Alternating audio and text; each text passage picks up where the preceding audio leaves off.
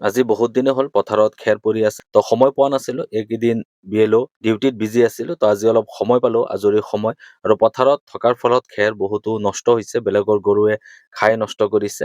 তো আজি আহি গলো, মই, মোৰ ল'ৰা আৰু মোৰ লগৰটো আহিছে। তো আমি সকলোৱে আহিছো, আৰু ট্ৰেক্টৰটো মোৰ ওচৰৰে ভাইটি এজনৰ। তো ভাইটিজনে ক'লে, দাদা বলক ট্ৰেক্টৰতে লৈ আহোঁ। তো ট্ৰেক্টৰ লৈ আহি গলো, আৰু ট্ৰেক্টৰ লোড কৰা আপোনালোকে দেখিবলৈ পাইছে। তো মোৰ লগত আহিছে মোৰ বন্ধু বিক্ৰম। তো বিক্ৰমে মোক আজি বহুত হেল্প কৰিছে। তো আপোনালোকে দেখিবলৈ পাইছে, খেৰ উঠাই দি আছে।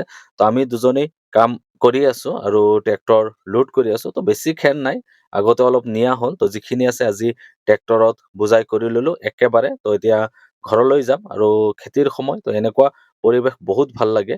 আঘোণৰ পথাৰ, আৰু আমি যিহেতু গাঁৱলীয়া মানুহ, তো গাঁৱলীয়া পৰিৱেশটো আমাৰ খুব প্ৰিয়।